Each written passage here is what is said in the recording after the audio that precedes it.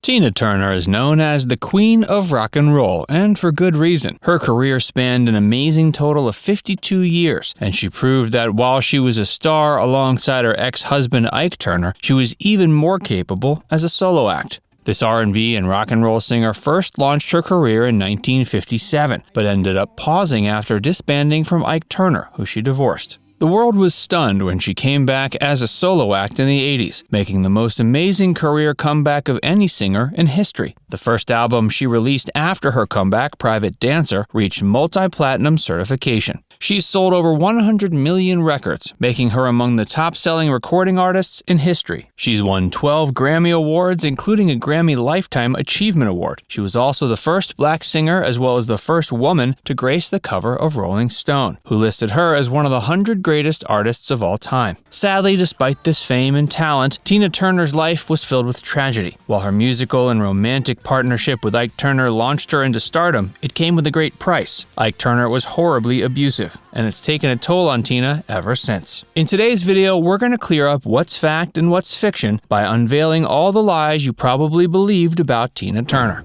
Her real name is Tina. Stage names are very commonplace among performers and celebrities. Marilyn Monroe, Brad Pitt, and even Meryl Streep all use other names. However, many people have believed Tina Turner was one of the celebrities who didn't use a stage name at all. She's been a legendary musician for so long, no one even questioned whether Tina was actually her given name. It's actually a stage name. She was born with the name Anna Mae Bullock on November 26, 1939. When she found Ike Turner performing as the lead guitarist of his band, the Kings of Rhythm, she ended up joining the group, using the stage name Little Ann. However, Ike Turner told her to change it to Tina, and before long, their group was rebranded as the Ike and Tina Turner Revue. Her first solo album was Private Dancer. For years, Tina Turner was inseparable from her husband, Ike Turner. When she split, due to his horrible abuse, fans were saddened they would no longer get to hear her amazing voice. But she made an amazing comeback in the 80s, and in 1984, she released the hit solo album Private Dancer. One huge myth surrounding this album, however, is that it was Tina Turner's first solo album. And this actually isn't true at all. Believe it or not, she was actually producing solo records while she was still with Ike Turner. Her first solo album was Tina Turns the Country On, which she released in 1974. After that, she released the 1975 solo album Acid Queen. In 1978, she released two more solo albums, Love Explosion and Rough. While Private Dancer was far from her first solo album, however, it was certainly her most successful. She and Phil Spector were close. Phil Spector and Tina Turner collaborated on the song River Deep Mountain High, and Spector poured a lot of effort into making it wonderful. When it was released, however, it was a flop in the US, and Spector actually stopped making music for the rest of the decade. Still, many of fans assumed the two remained somewhat close. Sadly, this wasn't at all what happened. In truth, Phil Spector later had harsh words about the legendary single. Not only did he heavily criticize her autobiography, I, Tina, but he also claimed that without Ike Turner, she would have been nothing. In one interview, he scathingly stated, quote, "Ike made Tina the jewel she was. When I went to see Ike play at the Cinegrill in the 90s, there were at least 5 Tina Turners on the stage performing that night, and any one of them could have been Tina Turner."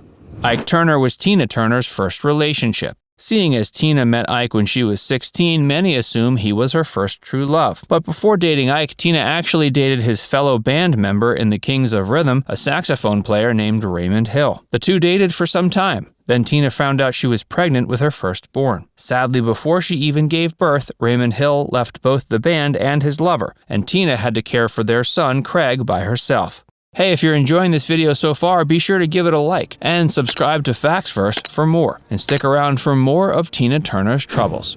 Tina Turner wrote Proud Mary. Ike and Tina performed the song Proud Mary countless times. They did such an amazing job that one persistent myth is they were actually the ones who wrote the song. Proud Mary was actually first written and performed by Creedence Clearwater Revival, but Ike and Tina Turner performed it as a cover that turned the song into something entirely different. It even earned them the number 4 spot on the Billboard Hot 100 charts in 1971. Tina Turner dated Mick Jagger. Tina and Mick crossed paths many times throughout their career, first performing together while Tina was still with Ike. Later, however, after Tina Turner divorced Ike, she performed with Jagger even more. In 1985, one performance led many to believe the two were dating. Partway through the performance, Mick took off his shirt, then even took off Tina Turner's skirt. However, the two later stated there was no romantic connection between them and the onstage antics were merely for show. Both Mick and Tina made it abundantly clear they felt they were nothing more than colleagues. Her divorce from Ike made her rich. Ike Turner was both rich and famous when Tina finally divorced him. Often, divorces end with both parties receiving an equal share of money, so they can continue on with their lives with enough to get by. Unfortunately, this was not at all the case when Tina finally left her abusive husband. In 1978, after the divorce, Ike was left with a much larger share of the money, and Tina said she was left with, quote, 36 cents and a gas station credit card. Not only had Ike abused her for years, he had also left her with virtually nothing. Thankfully, her solo career later ensured she had more than enough money to get by comfortably. Tina Turner was all right after her relationship with Ike. Tina finally ended her 16-year-long abusive marriage with Ike in 1978. Many assumed she was able to recover all right even after the horrible things Ike put her through. Sadly, this isn't the case. Even at age 81, Tina Turner is still feeling the effects of her ex-husband's abuse. Enduring such a difficult relationship for so long had a lasting effect on her relationships with others in the future. Many recording labels were also hesitant to pick her up at first because they had difficulty envisioning Tina Turner performing without Ike. Now it's time to hear from you. There are a lot of false truths surrounding the legendary Tina Turner. Were you more surprised to learn her divorce from Mike left her poor, or that she's still suffering from the effects of his abuse today? Let us know in the comments section below. And before you go, make sure you give this video a like and subscribe to Facts First for more. Click the bell icon to stay updated on all our latest content.